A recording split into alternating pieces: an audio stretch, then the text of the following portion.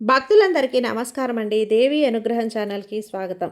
దుర్గమ్మ ఆశీస్సులు మనందరిపై ఉండాలి అని చెప్పి మనస్ఫూర్తిగా కోరుకుంటూ ఈరోజు దుర్గమ్మ చెప్పేటువంటి సందేశం వినే ముందుగా ఫస్ట్ టైం మన ఛానల్ని చూస్తూ ఉన్నట్లయితే ప్లీజ్ సబ్స్క్రైబ్ చేసుకోండి ఫ్రెండ్స్. వీడియో నచ్చితే కనుక లైక్ చేసి సపోర్ట్ చేయండి. ఇక వీడియోలోకి వచ్చేస్తే దుర్గమ్మ ఈరోజు మనకు అందిస్తున్నటువంటి సందేశం ఏంటి అంటే, బిడ్డ నువ్వు ఏ సమస్యలతో అయితే బాధపడుతూ ఉన్నావో, తెలుసుకోలేనంత అంధకారంలో ఉన్నావో అని చెప్పి నువ్వు అనుకుంటూ ఉన్నావు కదా తల్లి దుర్గమ్మ. నేను ఎన్నో బాధలు ఎన్నో కష్టాలు పడి జీవితంలో సగం అనేది గడిచిపోయింది. ఇక మిగతా సగం కూడా సంతోషాలు వస్తాయి అని చెప్పి నాకైతే ఏ నమ్మకం లేదమ్మా. ఇక ఏ ఆనందంతోనూ నేను బ్రతకాలి, ఏ సంతోషం చూసుకొని నేను ఆనందించాలి, అసలు నాకంటూ ఏం మిగిలింది తల్లి దుర్గమ్మ అని నువ్వు నన్ను ప్రశ్నిస్తున్నావు. ఈ మాటలన్నీ కూడా నీ మనసు ఎంతో విరిగిపోతేనే వస్తున్నాయని చెప్పి నాకు తెలుసమ్మా. అప్పుడప్పుడు నా మీద నువ్వు కోప్పడుతూ ఉంటావు. అమ్మా దుర్గమ్మ అని చెప్పి ఎన్నిసార్లు నేను తలుచుకోవటం లేదు, అయినా కూడా నా కన్నీటిని చూసి నీకు జాలి కలగడం లేదా తల్లి అని చెప్పి కోపగించుకుంటూ ఉంటావు. అయినా కూడా నాకేం పర్వాలేదమ్మా. ఎందుకంటే తన బిడ్డ కోపంతో అన్నా కూడా, ఆవేశంతో అన్నా కూడా, బాధతో అన్నా కూడా పడే శక్తి అనేది ఏ తల్లికైనా కూడా ఉంటుంది. అదేవిధంగా నాకు కూడా ఉంది. ఏది ఏమైనా కూడా జరిగేది ఒకటి, నేను చెప్తాను జాగ్రత్తగా విను, జరుగుతున్నది కూడా చెప్తాను జాగ్రత్తగా వినమ్మా. మొదటిగా నీకు వచ్చిన కష్టం అనేది ఏదైతే ఉందో, నీ యొక్క బంధం విషయంలో, నీ భర్త విషయంలో నువ్వు చాలా ఇబ్బంది పడిపోతూ ఉన్నావు. తను నీకు నచ్చినట్లుగా ఉండటం లేదని చెప్పి, నీ మాట ఏది కూడా వినటం లేదు అని చెప్పి, విన్నట్లుగా నటిస్తున్నాడు అని చెప్పి, ఇలా ఎన్నో రకాల మాటలు అనేవి తన మీద నీకు అనుమానాలు అనేవి ఉన్నాయి. కానీ ఎన్ని అనుకున్నా కానీ, ఎన్ని రకాలుగా ప్రయత్నించినా కానీ తనలో అప్పటికప్పుడు మారినట్లుగా నీకు కనిపిస్తున్నా, కానీ తను చేసేది చేస్తూనే ఉన్నాడు. ఏది కూడా నీ కోసం ఆగడం లేదు. నువ్వు గమనిస్తూ ఉన్నావు కదా. ఇదంతా తెలుసుకొని మనసుని ఇంతలా పాడు చేసుకుంటున్నావు. అవును తల్లి, నిజమే. ఎందుకంటే తాను పట్టిన కుందేలుకి మూడే కాళ్ళు అనే స్వభావం మీ ఆయనది. అది నేను ఒప్పుకుంటున్నాను. అంతేకాదు తన భర్త బిహేవియర్ అనేది కూడా ఎలా ఉంటుంది అంటే, అసలు నీ మాటలు నేను ఎందుకు వినాలి, నా జీవితం నాకు నచ్చినట్లు బ్రతకాలి. ఏదో ఒక భార్య అంటే ఎప్పుడూ కూడా ఎలా గొడవ పడుతూనే ఉంటుందా, అనవసరంగా పెళ్లి చేసుకుంటున్నానేమో అని చెప్పి ఈ రకంగా తను ఆలోచిస్తున్నాడు తప్పితే, తనకి మంచి కోసము ప్రతిదీ నువ్వు చెప్తున్నావని చెప్పి తను ఆలోచించలేకపోతున్నాడు, అర్థం చేసుకోలేకపోతున్నాడు. లేదు మరి ఎప్పటికీ అర్థం చేసుకుంటారా అంటే, ఎప్పటికైనా కానీ తప్పకుండా నువ్వు చెప్పిన మాటలన్నీ కూడా అర్థం చేసుకుంటాడు. కాకపోతే దానికి కొంత సమయం అనేది ఉంది. ఆ సమయం వరకు ఇలాగే నేను ఏడుస్తూ కూర్చోవాలా దుర్గమ్మ? అప్పటి వరకు నేను బాధపడాల్సిందేనా అని నువ్వు నన్ను ప్రశ్నిస్తూ ఉన్నావు. అయితే దీనికి సమాధానం కూడా నేను చెప్తాను, వినమ్మా. జాగ్రత్తగా విను. ఏంటి అంటే, బిడ్డ ఇప్పటికే చాలా బాధలు పడ్డావు. అలసిపోయిన మనసుతో ఏడ్చిన రాత్రులు, నిద్రలేని రాత్రులు గడిపావు. శారీరకంగా మానసికంగా ఎంతో కృంగిపోయావు. ఇదంతా కూడా నాకు తెలుసు. కాకపోతే ఒక తల్లిగా తన బిడ్డకు ఏ సలహా అయితే ఇస్తానో అదే సలహాని నీకు నేను ఇప్పటి వరకు కూడా ఎన్నో బాధల్ని, ఎన్నో కష్టాల్ని అనుభవించావని చెప్పి అనుకుంటున్నావు కదా. ఎప్పుడైతే నన్ను నమ్మి నా గుడిలో నువ్వు అడుగు పెడతావో ఆ రోజే నీ యొక్క కర్మ ఫలితాన్ని నేను 80% వరకు తగ్గించేశాను. కొరవ 20% కష్టాలను చూసేనా ఇంత భయపడిపోతున్నావు? అదే నువ్వు అనుభవించి కూడా ఉంటే ఈ పరిస్థితి తలుచుకుంటే నాకు చాలా భయంకరంగా ఉంది తల్లి. ఎందుకంటే ఇప్పుడు నువ్వు అనుభవిస్తున్న కష్టాలు ఘోరంత మాత్రమే అని చెప్పి తెలుసుకో. ఇక నేను నీ తల్లిగా నీకు ఇస్తున్న సలహా ఏంటి అంటే, మొదట నువ్వు ఎవరిని చూసుకొని, ఎవరిని నమ్ముకొని, ఎవరో నీకు సహాయం ఉంటారు అని చెప్పి ఈ భూమి మీదకి నువ్వు అడుగు పెట్టలేదు.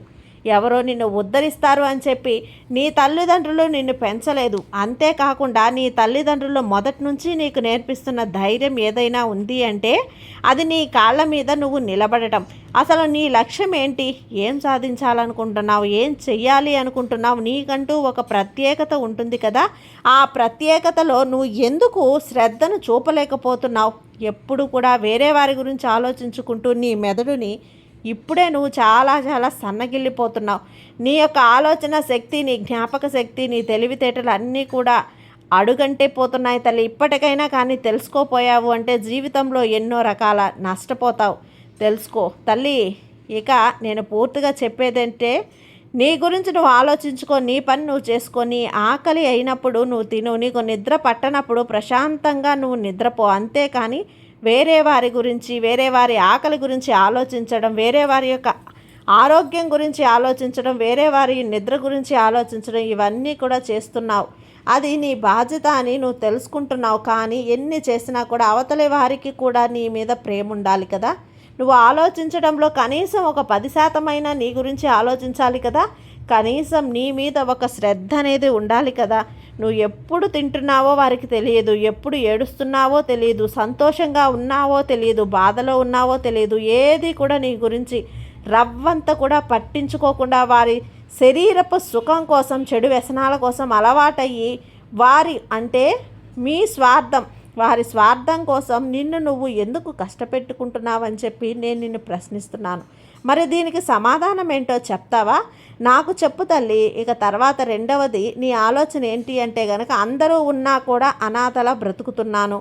దుర్గమ్మ ఒంటరిగా అనిపిస్తుంది తల్లి, ఎవ్వరూ లేనప్పుడు అనిపిస్తుంది. అందరి కోసం ఆలోచిస్తున్నాను, నేను ఒక్కదాన్నే కదా దుర్గమ్మ అని. కనీసం నా కోసం ఎవరు ఆలోచించడం లేదే అని చెప్పి కూడా బాధపడుతున్నావు. ఏ బంధము కూడా శాశ్వతం కాదు. ఇక్కడ రిలేషన్షిప్ ఏవైతే ఉన్నాయో, ఒక బిడ్డకు తల్లికి బిడ్డ నుంచి, భార్య నుంచి భర్తకు, భర్త నుంచి భార్యకు, తల్లిదండ్రులకు ఏవైతే ఉంటాయో అవన్నీ కూడా ఇంతవరకు మాత్రమే నేను ఒప్పుకున్నాను. ఒప్పుకోకపోయినా ఇక అక్షర సత్యం అని చెప్పి తెలుసుకో. ఇక నేను మొత్తానికి చెప్పింది ఏంటి అంటే గనక, నీ బాధ్యతను నువ్వు నిర్వర్తించు. నీ బాధ్యత కోసం నువ్వు కష్టపడు, దానికోసం నువ్వు నష్టపరుచుకోకు అని చెప్పి చెప్తున్నాను. కనుక ఎవరో విలువ ఇవ్వరని, వారి కోసం ఎవరో నిన్ను గౌరవించరని, వారి కోసం నీ విలువను, నీ గౌరవాన్ని నువ్వు అడుగంటుకునే ప్రయత్నం చేస్తున్నావు. జాగ్రత్త. ఆ ప్రయత్నం ఇప్పటికైనా కానీ మానుకోకపోతే జీవితంలో చాలా నష్టాలు నువ్వు చూడాల్సి ఉంటుంది అని గుర్తుంచుకో. నీకు నేను చెప్పేది మళ్ళీ మళ్ళీ కూడా చెప్తున్నాను తల్లి. నీలో ఎన్నో రకాలైనటువంటి భావాలు, ఎన్నో రకాలైనటువంటి ఆందోళనలు, ఎన్నో రకాల ఒత్తిడులు, కొన్ని అప్పటికప్పుడు పోనీలే సర్దుకుపోదామని చెప్పి నీ మనసుకు అనిపిస్తున్నా కానీ మరికొన్ని విషయాల పట్ల ఓర్పు అనేది నీకు నశించిపోతుంది. ఆ ఓర్పు నశించినప్పుడు నీకు కోపం అనేది కట్టలు తెంచుకొని వస్తుంది. ఆ కోపం అనేది నిన్ను ఎప్పుడైనా సరే నిన్ను పట్టుకుంటుందో ఆ క్షణం నుంచే నిన్ను నాశనం చేయటం అనేది మొదలు పెడుతుంది. విన్నావు కదా తల్లి, తన కోపమే తనకి శత్రువు అన్నమాట. తన కోపంగా ఉండటంలో నీకు బీపీ పెరుగుతుంది, తలనొప్పి వస్తుంది, నీ యొక్క మైండ్ మెంటాలిటీ ఏదైతే ఉంటుందో అంతా కూడా చాలా బాధారకంగా మారిపోతుంది. రిలాక్సేషన్ అనేది నీ మనసు నుంచి వెళ్ళిపోయి ఎప్పుడూ కూడా ఆందోళనగా, స్క్రిప్ట్గా ఉంటావు. అసలు నువ్వు అర్థం చేసుకుంటావా? ఎక్కడున్నా నీ ముఖం అనేది అంతకు ముందు ఎలా ఉంది, ఇప్పుడు ఎలా ఉంది అని చెప్పి. ఇదంతా దేనికోసం, ఎవరి కోసం? తల్లి ఒక్కసారి ఆలోచించుకో. నిన్ను నువ్వు ప్రశ్నించుకో. అద్దంలో చూసుకున్నప్పుడు అయ్యో ఏంటి నేను ఇలా అయిపోయాను, ఏం సాధిస్తాను ఇలా అయిపోవటం వల్ల అని చెప్పి ఒక్కసారి ప్రశ్నించుకో. అన్ని నిజాలు బయటకు వస్తాయి. ఎందుకంటే ఎవరి ఆటలు వారి మనసులో మారాలి అని అనుకున్నప్పుడు మాత్రమే వారు మారగలరు. నువ్వు ఏమైతే చెప్పావో, వేరే వారితో చెప్పావో అది నిర్ణయించుకొని వారి యొక్క అలవాట్లను మార్చుకొని, తల్లి ఇది నువ్వు గుర్తించాలి. చక్కగా నువ్వు అద్దంలో చూసుకొని ఎంత అందంగా రెడీ అవ్వాలి అనుకుంటున్నావో, నీ యొక్క సంతోషం ఎలా రెడీ అయితే రెట్టింపు అవుతుందో అలా నువ్వు రెడీ అయ్యే ప్రయత్నాన్ని చెయ్యి.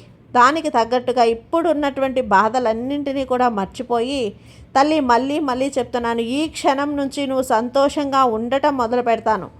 ఎప్పుడూ కూడా ఏడ్చే వారికి ఏ ఏడుపు అనేది వెన్నంటే ఉంటుంది అని గుర్తుంచుకో. ఎప్పుడు బాధలో కూడా ఆ సంతోషాన్ని వెతుక్కుంటూ ఉండేలా ఆ యొక్క సంతోషం అనేది వెన్నంటే ఉంటుంది తల్లి. ఇది నువ్వు ఒప్పుకున్నా ఒప్పుకోకపోయినా అక్షరతత్వం. ఇక భగవంతుడు అంతటి వాడే ఎన్నో కష్టాలను పడి వారు కోరుకున్నవి దక్కించుకున్నాడు.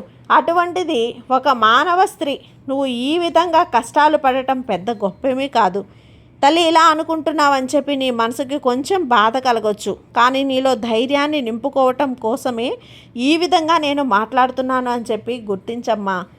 నా బిడ్డ సంతోషమే నాకు ముఖ్యం, నా బిడ్డ ఆనందమే నాకు ముఖ్యం. ఈ క్షణం నుంచి అయినా సరే లోపల మీ గురించి, పక్కవారి గురించి, పక్కింటి వారి గురించి, ఆప్తులు అనే రాబందుల గురించి, బంధువుల్లాగా పీకు తినే ఆ యొక్క రాబందుల గురించి, వీళ్ళందరి గురించి కూడా అవసరానికి మాత్రమే వాడుకొని అవసరం తీరాక ఆ తర్వాత నువ్వెవరో నేనెవరో బంధాల గురించి వీటన్నింటి గురించి పక్కన పెట్టేసి అసలు నీ గురించి నువ్వు ఆలోచించుకునే ప్రయత్నాన్ని మొదలుపెట్టు. అప్పుడు కదా నీ జీవితంలో అసలు విజయం అనేది మొదలవుతుంది తల్లి. కొత్త కొత్త సంతోషాలు అనేవి నీ జీవితంలో ఎన్నో రానున్నాయి. ఈ విధంగా నువ్వు ఎప్పుడూ కూడా సంతోషంగా డిప్రెషన్ లేకుండా ఆనందంగా ఉండాలి. ఇక నువ్వు ఫ్యూచర్లో నీ కోసం ఎదురు చూసే సంతోషాలను నువ్వు చూడలేకపోతున్నావు. ఎందుకు చెప్తున్నాను అని చెప్పి అర్థం చేసుకోమ్మా.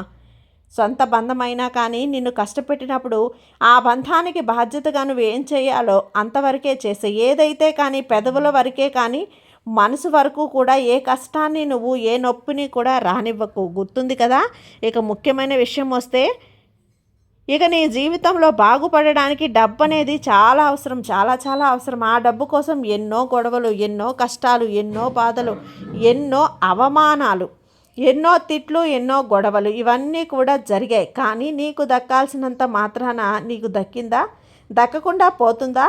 కనుక నీకు నేను 48 గంటల్లో ఇవ్వకుండా వాళ్ళే నిన్ను మోసం చేయాలని చెప్పి నీకు అనుకుంటున్నారో వాళ్ళందరినీ కూడా వారే స్వయంగా తిరిగి వారి చేతులతో తన ధనాన్ని తెచ్చి నీ చేతుల్లో పెడతారు. అంతేకాదమ్మా, నీకు ధనం రాబడి కోసం ఎటువంటి పని అంటే ఉద్యోగం రీత్యా కానీ వ్యాపారం రీత్యా కానీ ఎటువంటి పని చేస్తున్నా నీకు ధన లాభం అనేది అందుతుంది. ఆ ధనం అనేది నీకు వచ్చే గడియలు అనేవి 48 గంటల్లోపు చాలా చాలా ఎక్కువగా ఉన్నాయి తల్లి. ఎవరైతే నువ్వు ఇది చూస్తున్నావో వారందరికీ కూడా నువ్వు మళ్ళీ మళ్ళీ చెప్తున్నాను, నీకు లక్ష్మీ ద్వారాలు అనేవి తెరుచుకుంటాయి. ఈ విధంగా లక్ష్మీ ద్వారాలు అనేవి తెరుచుకుంటాయి.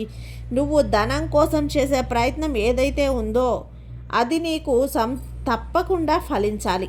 తప్పకుండా కూడా అమ్మ ఆశీర్వాదం నీపై ఉండాలి. నీ మనసులో నీకు ఎప్పుడు అనిపిస్తూ ఉంటుంది కదా, ఆలోచన ఆ ప్రయత్నం అనేది కనుక నువ్వు చేసినట్లయితే ఇక నువ్వు 48 గంటల్లోనే ఆనందించే ధనం కనీసం 90 గంటల ధనమైనా సరే నీ గుమ్మంలో ఉండిపోతుంది. ఇక ఆ ఆనందం వచ్చిన తర్వాత నిన్ను అవమానించేవారు, ఏడిపించేవారు ఎవ్వరూ ఉండరు. దుఃఖంలో నెట్టిన వారు ఎవరైతే ఉన్నారో నీకు లెక్క పెట్టకుండా చూసారో వారందరి ఆశ అనేది నీపై ముడిపడి ఉందమ్మా. ఇక ఆకాశం వైపు చూస్తూ ఆకాశాన్ని మాత్రం ఒంటరిని చేసి చెప్పుకోవద్దు అని చెప్పి మళ్ళీ మళ్ళీ చెప్తున్నాను. నా బిడ్డకు కూడా అర్థమవుతుంది.